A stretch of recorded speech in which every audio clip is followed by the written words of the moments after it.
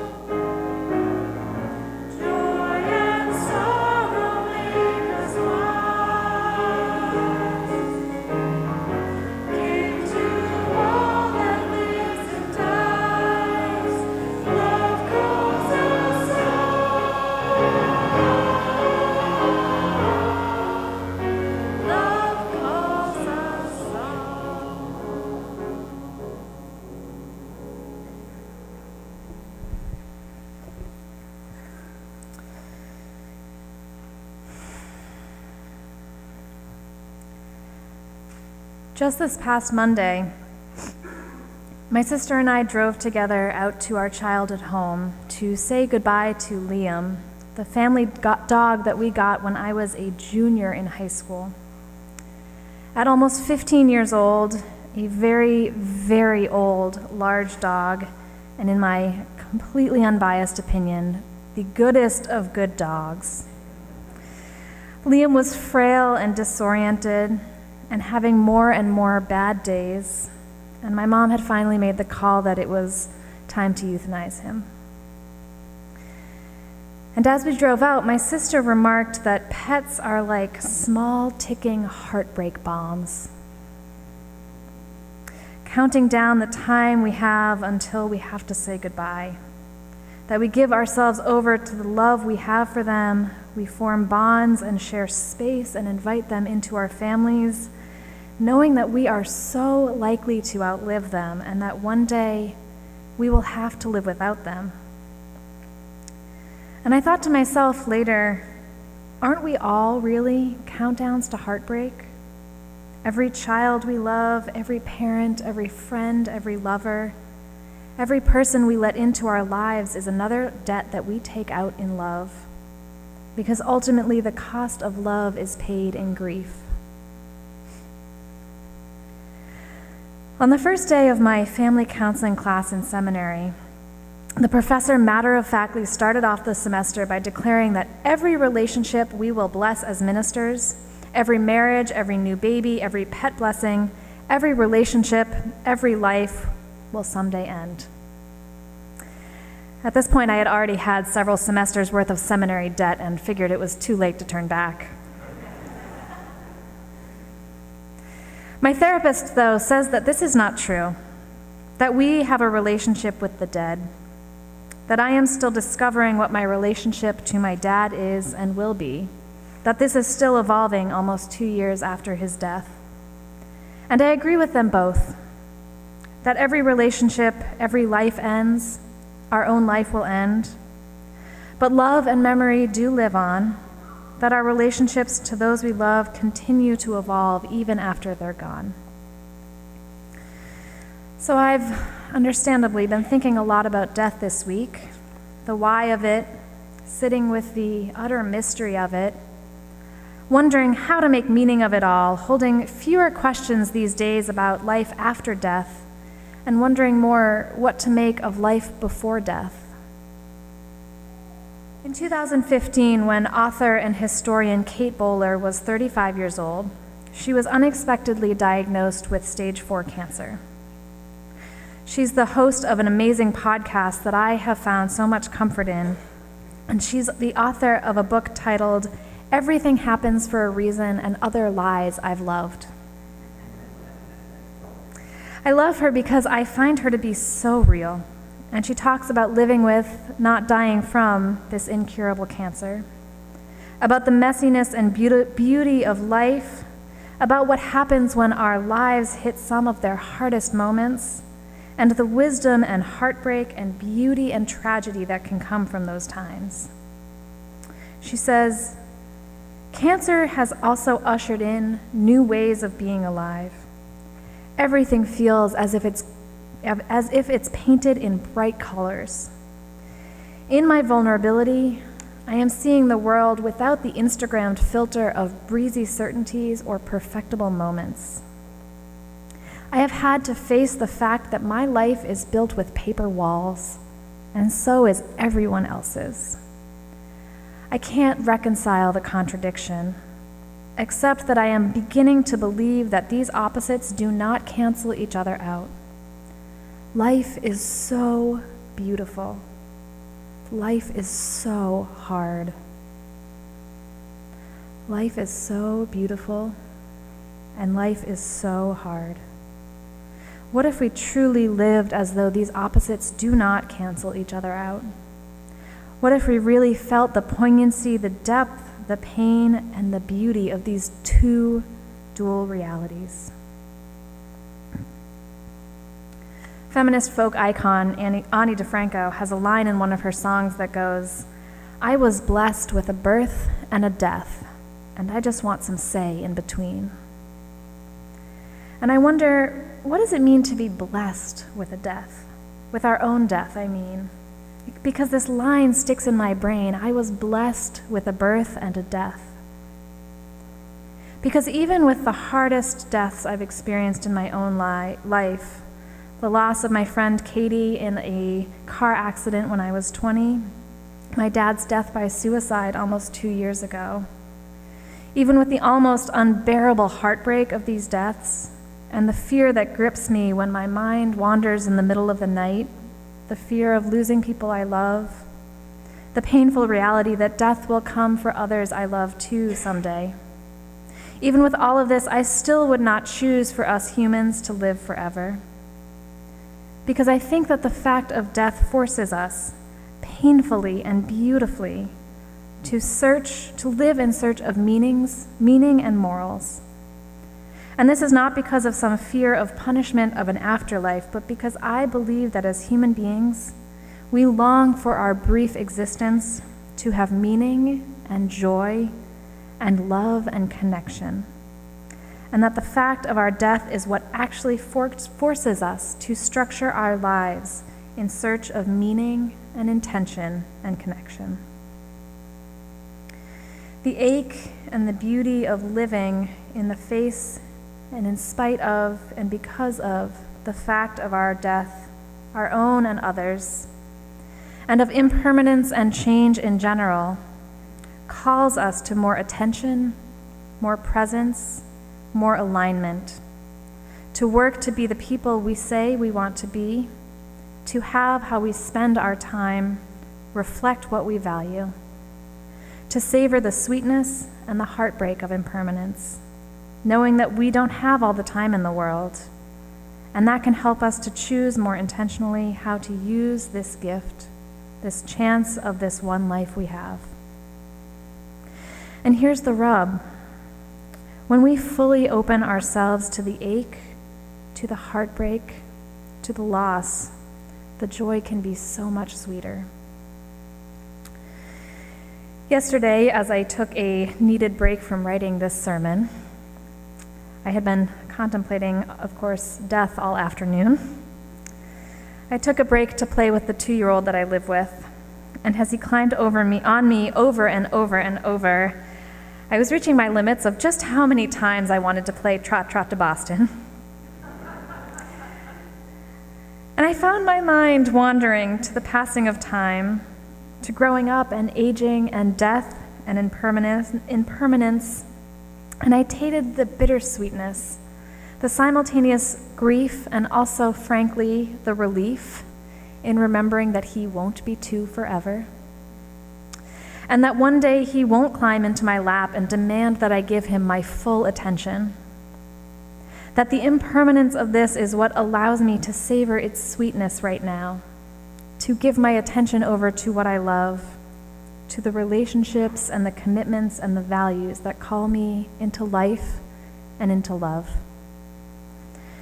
Because, dear friends, in the face of death, love calls to us to keep loving. Joy calls to us to keep living our purpose. And life calls us on to a life before death, a life of meaning, of connection, of beauty, of heartbreak, and most of all, of love. I invite us to stay seated and sing together the second verse of our hymn.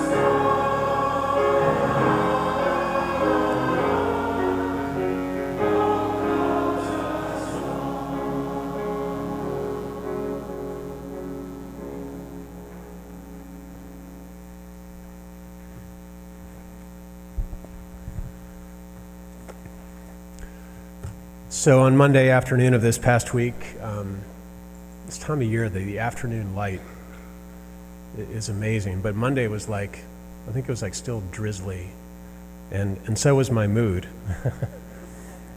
The funk of the afternoon.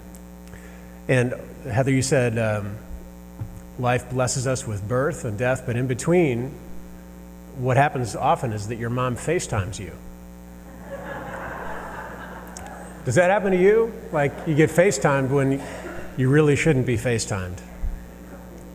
Because I hadn't slept well the night before, and I hadn't shaved, and I looked especially rough. But she FaceTimes me.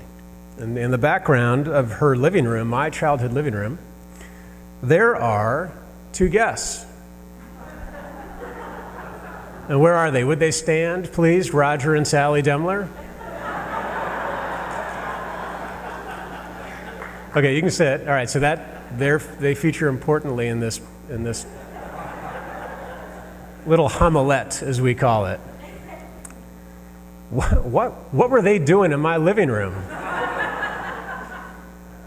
I'll explain in a minute. But my mom says I have to go out with her to the garage. Okay, she says, and she spends like 10 minutes trying to figure out how to reverse the camera. She finally figures it out. She's panning around the dusty brick garage that was truly a detached garage. It was truly my dad's man cave. And she says to me, "What do you want to use?" And she pans around. There's the broom, there's the ladder, there's the hose. Do you want any of that? I got that. There's the shovel, there's the bag of mulch that was still folded over that he used probably last June. His hands were the last thing to touch the fold of the bag of the mulch before he died in August. There's the trowel. This feels off, I tell her. But it's just sitting here. I mean, your dad is just sitting here, she says. He wants to be of use.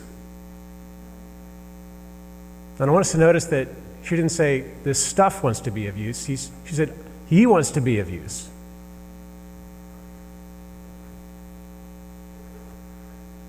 We just sang on the sheet, our loved ones, they leave us with deeds, it says, and words. They also leave us a lot of tools. Maybe we ought to change the hymn. Look at these, she says, to the drill bits.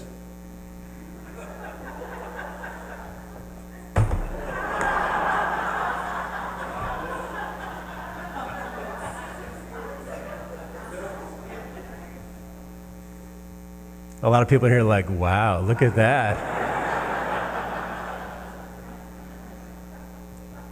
My dad used these to put holes in walls that were too big for whatever was meant to go inside of them. And she says, the drill.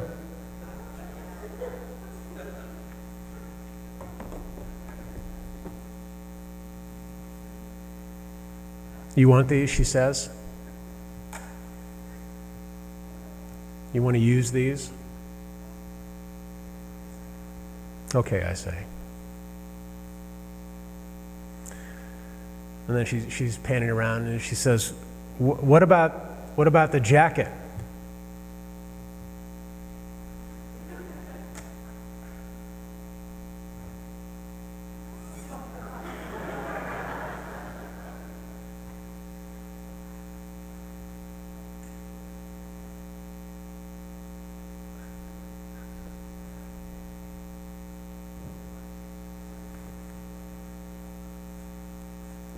It's super warm, she says,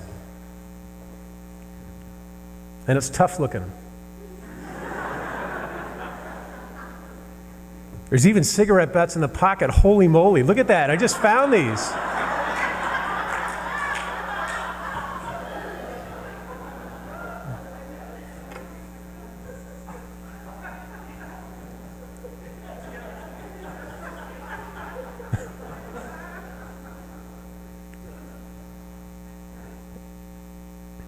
You want this? Okay, I say. And then she keeps panning around. She says, and then she passes by the corner very quickly. And I say, what about that? What's that? It's the slider thing that goes under cars.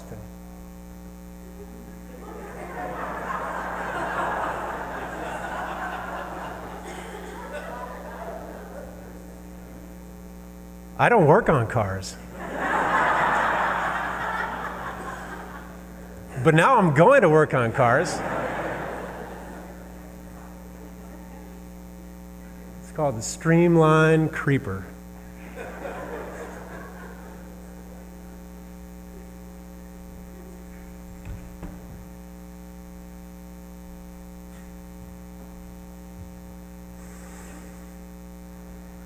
Oh, she says, look at that.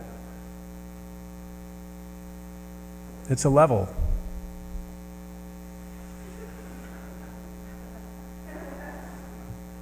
And then she says, this was my dad's, who I never met. This picture's down there. He died at, I think he was 50. He made this. I'll have that.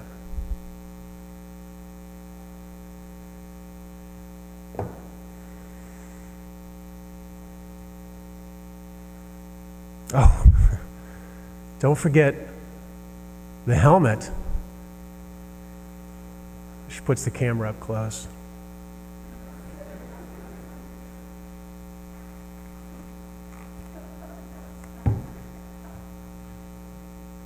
Why the helmet?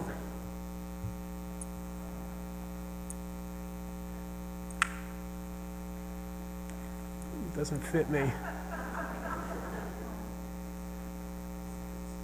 The whole reason the Demlers are there is to pick up and bring back with them the Ferrari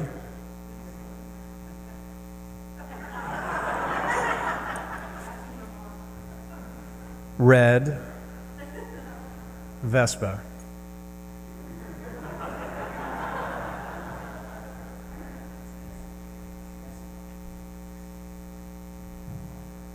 That my dad wanted me to have all along.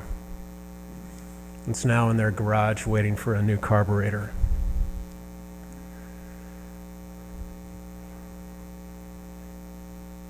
Now, at another time, everyone, at another place, from the outside, like you are all looking at me, you might think this is kind of like, this looks like an estate sale.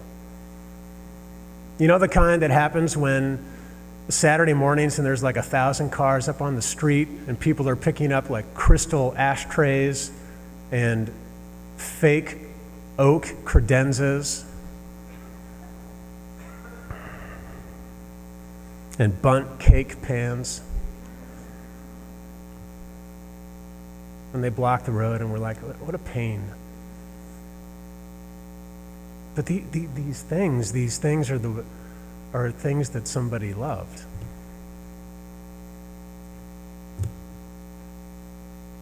And they want to be used. Because we know this. We know that the drill and the jacket and the balance, the level, the Vespa, the slider,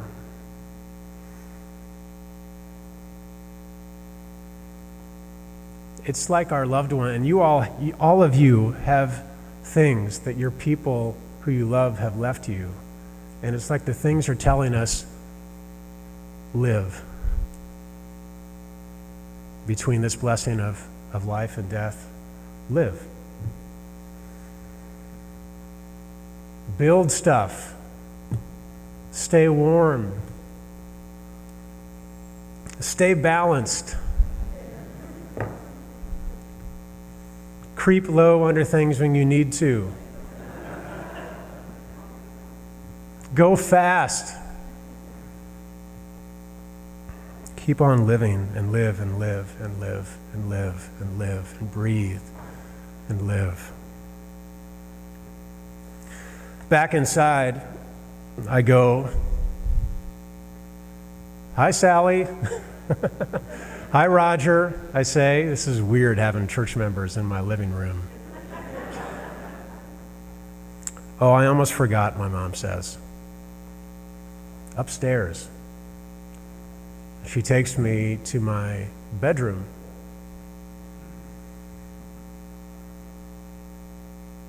Oh, the guitar. The 1960s Gibson that my dad bought after the Vietnam War that he was drafted into briefly, and that he bought. I'm bad at guitar, though, I say to my mom, and she says, I know. And I say, wait.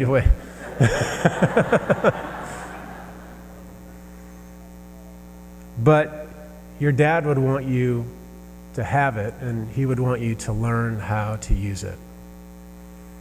You know, you could ask that guy at church.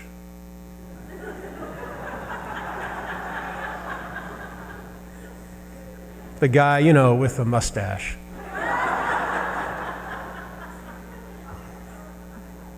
Al, I say? Yeah, Al. Al will show you how to play.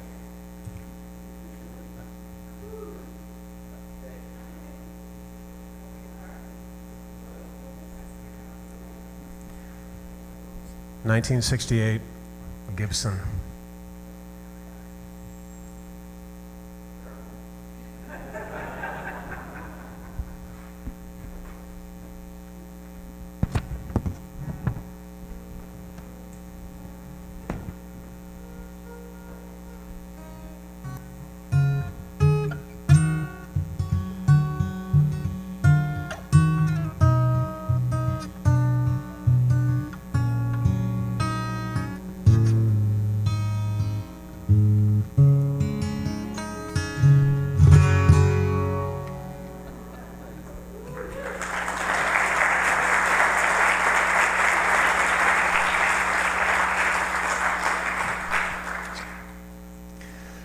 Friends, life calls us on in all kinds of ways. These items that I have, I know are mirrored by items that you have. I want us to go home this afternoon in this liminal light of this November morning and day and ask yourself, what is calling me forward and who is calling me on? Because we all have someone and we all have a lot of stuff. Let us sing the rest of our hymn, beginning Loyal Guides in Love and Duty.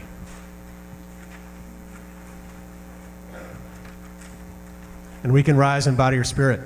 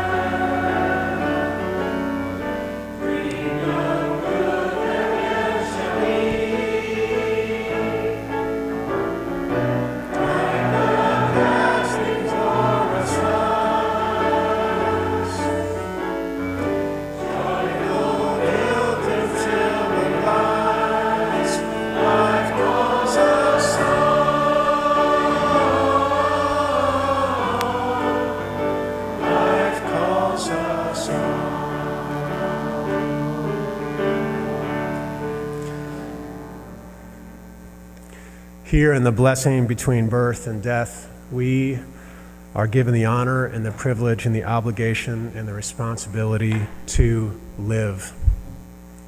Let us do it well. Let us do it with love. Let us do it with joy. As we say